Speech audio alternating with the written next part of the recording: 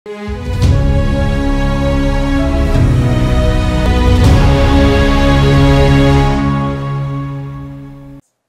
दोस्तों, राजनीति की बातें और चौधरी देवीलाल की कहानी में एक बार फिर से आपका स्वागत है।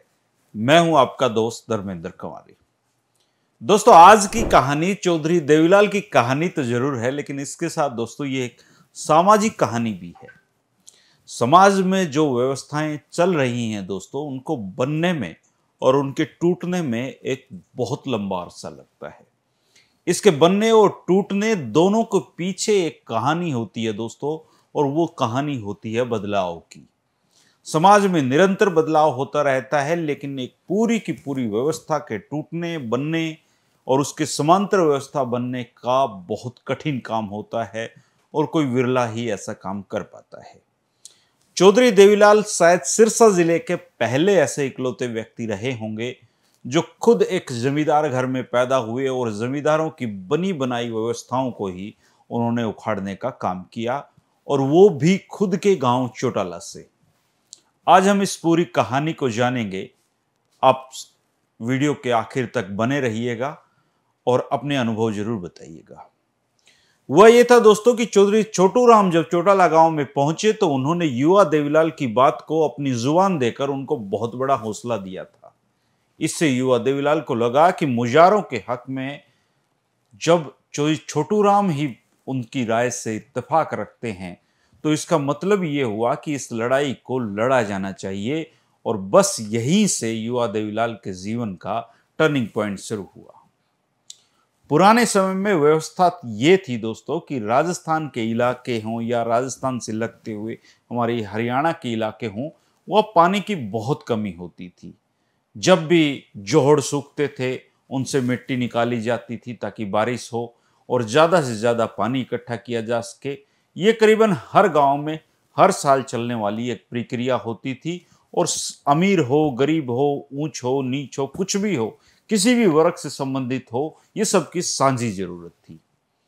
चौधरी देवीलाल ने बहुत सोच विचार कर मन ही मन एक योजना बनाई और इसकी भनक जमींदारों को नहीं लगने दी। 21 आदमियों की एक जूल व खतान समिति का चौटाला गांव में गठन किया गया, और इस कमेटी का मकसद किसानों और मुजारों को संगठित करना था। और इस कमेटी में संदेह किसी किस्म का पैदा ना हो, इसलिए जमींदारों से सहानुभूति रखने वाले आदमियों को भी इसमें रखा गया था। जोड़ की खुदाई का काम तो दोस्तों होना ही था, हर साल होता ही था। जूल व खतान समिति में 700 रुपए देवीलाल के परिवार ने अपनी तरफ से दिए, और 6000 रुपए गांव के बड़े बड़े जमींदारों से इकट्ठा किए गए। जूल व खतान समिति की नियमित बैठकें इसके बाद होने लगी, और खुदाई से बातचीत शुरू होती थी। फिर किसानों और मुजारों की दिक्कतों और समाधान पर लंबी बहसें छिड़ जाया करती थी। किसानों और मुजारों को समझ आने लगा कि उनके अधिकार क्या हैं, उनके जीवन में इतनी मेहनत करने के बावजूद भी अंधेरा क्यों है। गांव के किसानों और मुजारों के जीवन में पहली बार वो संगठन से परिचित हो रहे थे, इसलिए बहुत उत्साहित होकर बैठकों में आना शुरू कर दिया, क्योंकि उनको पता चला जब बैठकों में उनकी ही बातें होती हैं, उनके हक की बातें होती हैं, तो उनका उत्साह बढ़ जाता था। युवा देवीलाल और उनके भाई चौधरी साहब राम दोनों ही इन बैठकों में देश और दुनिया में क्या चल रहा है इसकी जानकारी ग्रामीणों की भाषा में उनको समझाते थे। जूल व खतान समिति में धीरे धीरे करके गांव का करीबन हर मुजारा और छोटा किसान पहुंचने लगा। लोग अपने बच्चों को भी लाने लगे कि आइए, उसमें कुछ सीखने को मिलेगा। अगर आप उस एरिया के रहने वाले हैं तो आपको पता ही होगा दोस्तों कि उस समय जिस समय गांव का जोहड़ जितना बड़ा होता था, उतने ही मौज में गांव वाले रहा करते थे। पानी उस समय भी और आज भी वैसे सबकी साझी जरूरत है, और कहा तो ये भी जाता है कि कोई बाप भी अपनी बेटी ब्याहते हुए पहले खानदान और लड़के के साथ साथ ये भी देखा करता था कि उनके गांव में जोहड़ कितना बड़ा है, और उनकी बेटी को कहीं बहुत दूर से तो पानी लाना नहीं पड़ेगा। खैर, चौधरी देवीलाल को जब यह महसूस हो गया कि उनका संगठन वैचारिक तौर पर मजबूत और बड़ा हो चुका है, तो फिर वो एक अवसर की तलाश करने लगे। उस समय की जो सामाजिक व्यवस्था थी चौटाला गांव की, उसमें गांव के जो मिरासी लोग थे मुख्तियार लोग थे, डाकोत लोग थे, वो केवल और केवल जमींदारों पर आश्रित रहा करते थे और जमींदारों का काम किया करते थे, जमींदारों का मनोरंजन किया करते थे। जमींदारों के हिस्से में जो जूल खोदने का काम आता था उसकी अक्सर अनदेखी की जाती थी, क्योंकि जमींदार है तो वो जूल थोड़ी खोदेगा। और अगर वो अपने मिरासियों और डाकोत को जूल खोदने के लिए भेज देगा तो जमींदारों के घर के काम कौन करेगा? खतान व जूल समिति जो थी उसने गांव का हिसाब लगाकर जो मिरासी और डाकोत परिवार थे उनका नाम भी जूल खोदने वालों में लिख दिया। अब वो मिरासी जो थे वो भागे भागे अपने जमींदार मालिकों के पास पहुंचे और कहा कि मालिक, हमने तो जीवन में कभी जूल नहीं खोदी है, आपके घर पे ही काम किया है और अब ये जूल खोदने को कह रहे हैं। तो गरीब आदमी जो होगा वो हमेशा आप देखिएगा अपने से मजबूत खूंटे की तरफ देखता है, और जमींदारों को भी लगा कि ये हमारे सामने फरियाद कर रहा है, और उन्होंने कहा कि जाओ, तुम्हें कोई जूल नहीं खोदनी, हमारे आराम से खेतों में घरों में काम करो, कोई पूछे तो हमारा नाम ले देना। अब मिरासियों ने जूल समिति को जाकर कह दिया कि हम कोई जूल जल नहीं खोदेंगे, हमारे मालिक ने मना किया है। देवीलाल जी इसी मौके के इंतजार में थे। देवीलाल जी के एक इशारे पर कसी तसले छोड़ दिए गए, सब एक जगह इकट्ठा हो गए। देवीलाल जी ने कहा कि भाइयों, जूल हम सबकी साझी जरूरत है। गांव का गरीब आदमी हो, मुजारा हो, किसान हो या बड़े जागीरदार हो, सबको जूल खोदनी पड़ेगी। ये जूल समिति का फैसला है। और ऐसे में जमींदारों ने जो मिरासियों के परिवारों को जूल खोदने से मना किया है वो एक तरीके से हम सबकी तौहीन है। और इसके बाद गांव में मुनादी करवाई गई, बड़े बड़े जमींदार और मिरासियों को छोड़कर सारा गांव इकट्ठा हो गया। देवीलाल ने एक ऊंची जगह पर खड़ा होकर कहा कि जूल व खतान समिति गांव की एक साझी समिति है और हम सबका मकसद नेक काम से जुड़ा हुआ है, पानी से जुड़ा हुआ है। जूल व खतान समिति के खिलाफ अगर कोई जाता है तो उसकी बात अगर कोई नहीं मानता है तो ये हम सबका फर्ज बनता है कि हम अपनी ताकत उसको दिखाएं और उस ताकत को झुका दें जो हमारे फैसलों को नहीं मानती। अब संगठन पहले ही तैयार हो चुका था। जूल जो समिति थी उसके माध्यम से लोग जागरूक हो चुके थे, और इसके बाद जूल समिति ने यह फैसला सुनाया कि जूल व खतान समिति का आदेश जिन जिन जागीरदारों और मिरासी परिवारों ने नहीं माना है वो कल से गांव के कुएं पर पानी नहीं भर पाएंगे। जागीरदारों के गुंडे इस फैसले को आसानी से नहीं मानेंगे, इसलिए उनका मुकाबला करने के लिए हर घर से एक आदमी कल लाठी समेत कुएं पर रहेगा ताकि जागीरदारों से मुकाबला किया जा सके। दोस्तों, फिर एक चौटाला गांव में एक लड़ाई शुरू होती है, और ये लड़ाई पूरी तरह से किसानों, मुजारों और उनके सामने बड़े बड़े जमींदारों के बीच थी। मिरासियों को अपने जागीरदारों पर पूरा भरोसा था, उम्मीद थी कि हमारा कुछ नहीं बिगड़ेगा, यही पानी भरवा देंगे। और अगले दिन जब जागीरदार के नौकर चाकर पानी भरने के लिए कुएं पर गए तो वहाँ पर देखते हैं कि 1000 आदमी अपनी लाठियों के साथ मौजूद थे। तो वो वहाँ उनकी हिम्मत नहीं पड़ी और वो वापस आ गए। अब जमींदारों के पास कोई रास्ता नहीं बचे था, वो पुलिस के पास पहुंचे, लेकिन गांव की एकता की खबर पुलिस को भी मिल गई थी, इसलिए उन्होंने समझौते के सुझाव दिए और जागीरदारों को कहना पड़ा कि भाई मिरासी जूल खेतान समिति का आदेश मानेंगे, तब जाकर पानी भरने की इजाजत दी गई। और गांव के जागीरदारों के खिलाफ ये बहुत बड़ी बगावत उस समय थी दोस्तों, और आगे चलकर इसके अलग तरीके से परिणाम आने थे। इस बात को देवीलाल अच्छी तरीके से जानते थे। चौटाला के बड़े जमींदारों के खेतों पर काम करने वाले किसान मुजारों पर अत्याचार की कहानी एक पुराने समय से चलती आ रही थी, और ये घटना 1945 के आसपास की है। और इसके बाद तो दोनों तरफ से एक वर्ग संघर्ष छिड़ गया। अमीर गरीब की, किसान और जमींदारों की, मुजारों की लड़ाई शुरू हो गई। जमींदारों और मुजारों की अलग अलग जत्थेबंदियां बन गई। मुजारों की जमात जो थी वो चौधरी साहब राम और देवीलाल के नेतृत्व में लड़ रही थी, और बड़े जागीरदारों की जो अगुवाई थे उस समय चौधरी शिवकर्ण सिंह गोदारा होते थे, वो किया करते थे। और उन दिनों में प्रति बीघा जमीन पर दोस्तों जो कर की दर थी वो 1.5 रुपये से बढ़ाकर 3 रुपये कर दी गई थी। किसानों और मुजारों में इसके खिलाफ बड़ा आक्रोश फैल गया था, और इसके विरोध में इन्होंने अपने नेताओं की सलाह लेकर सामूहिक तौर पर जमींदारों के हिस्से वाले अनाज को उनके घर तक नहीं पहुंचने देने का निर्णय कर लिया था। कहाँ जूल से बात शुरू हुई थी, कहाँ खेत तक पहुंच गई। और इसके बाद दोस्तों 1945 में जो रब्बी की फसल की बटाई हुई उसमें मुजारों ने जमींदार के सुपरदार को खलियान में अनाज तो सौंप दिया, लेकिन घर पहुंचाने से मना कर दिया।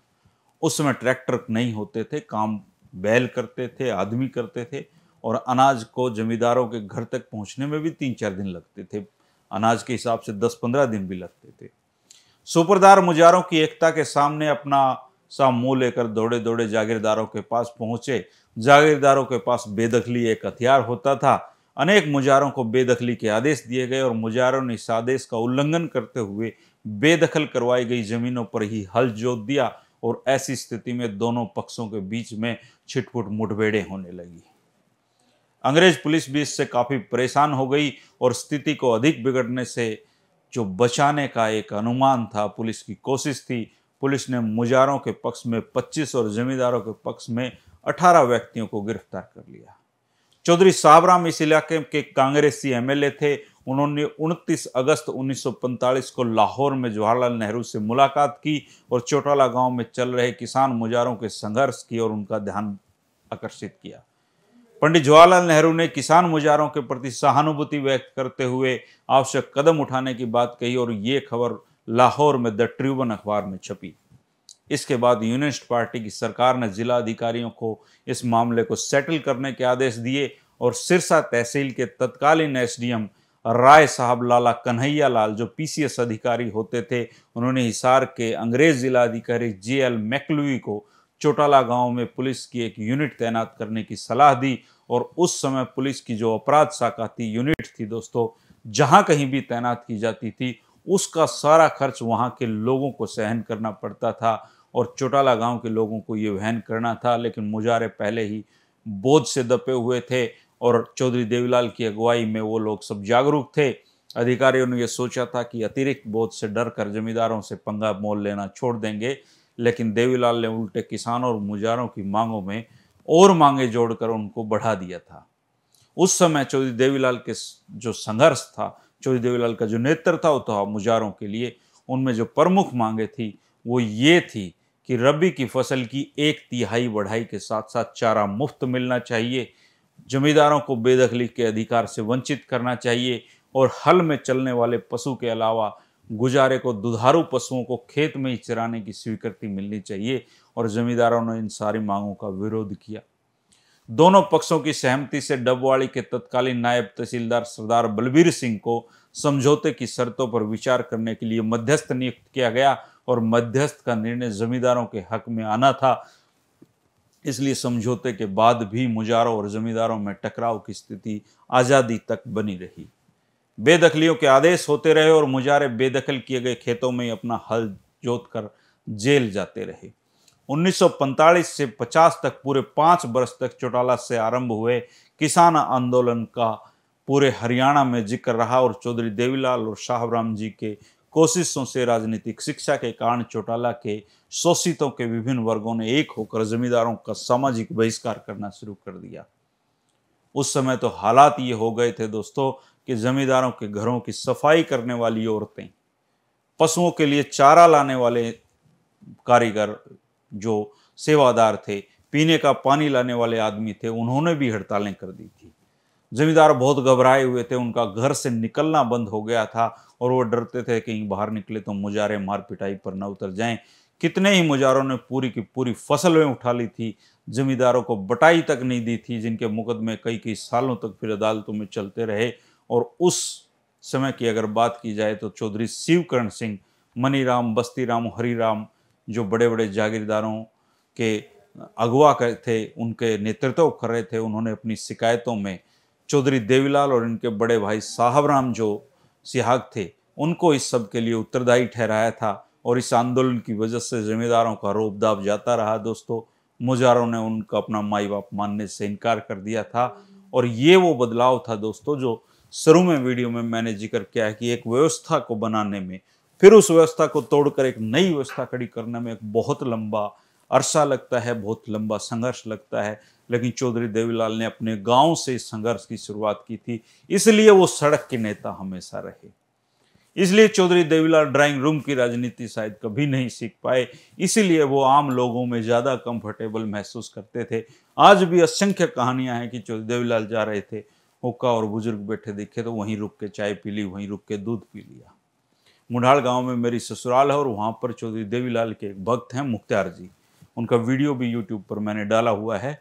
उन्होंने मुझे एक बार बताया कि चौधरी देवीलाल मुढाल में एक परिवार के पास चाय पीने चले गए और गांव के हिसाब से वो परिवार गरीब भी था और जाति के हिसाब से निचले दर्जे पर उसको रखा जाता था। लेकिन चौधरी देवीलाल के भक्त थे, इसलिए चौधरी देवीलाल वहां चाय पीने गए। और इसके बाद गांव में जो चौधरी साहब के पहले से ही जानकार थे, जो चौधरी साहब अक्सर जिनके घरों में जाया करते थे, उन्होंने कहा कि ताऊ दूध आकर ही हमारे यहीं पिया करो, आगे से उनके घर में मत जाना, उनके घर में जाने से हमारी बेइज्जती होती है। तो देवीलाल जी ने वापस अपना दूध का गिलास उनको पकड़ा दिया और कहा कि भाई पहले तुम अपनी सोच बदलो और जब ये बदल जाए तो मुझे बता देना, उस दिन मैं तुम्हारे घर आऊँगा। ये कहते हुए वो वहाँ से चले गए। बाद में उन चौधरियों को एहसास हुआ कि ताऊ तो नाराज हो गए और उन्होंने जाकर माफ़ी मांगी। तो देवीलाल जी ने कहा कि समाज में हर इकाई महत्वपूर्ण होती है दोस्तों। कोई आदमी किस जात का है, वो अमीर है, वो गरीब है, ये व्यवस्था के दोष हैं, इंसान की बनाए हुए सिस्टम हैं। भगवान ने तो सबको एक जैसा बनाकर भेजा है, इसलिए इंसान में और इंसान को भेद नहीं करना चाहिए। बहुत भारी मूर्खता की बात होती है। इस तरह के थे चौधरी देवीलाल। आप राजनीतिक रूप से किसी के समर्थक हो सकते हैं, किसी के विरोधी हो सकते हैं दोस्तों, लेकिन ये सच्चाई है कि इंसान के जो कर्म है, उसका जो लेखा जोखा है, वो हमेशा लिया जाता रहेगा। समाज में उसकी बातें होती रहेंगी। अगर हमने समाज ने देवीलाल जी को ताऊ का सम्मान दिया है तो इसके पीछे वो कारण भी रहे होंगे जिसकी वजह से हमने बाप से बढ़कर उनको दर्जा दिया। ताऊ देवीलाल की कहानी आगे जानते रहेंगे दोस्तों, बढ़ते रहेंगे। आप कमेंट करके जरूर अपनी जानकारियां दिया करें और कुछ नहीं तो कमेंट करके शाबाशी दे दिया करें। शुक्रिया आपका। कल फिर मिलेंगे एक नई कहानी के साथ चौधरी देवीलाल की। नमस्कार।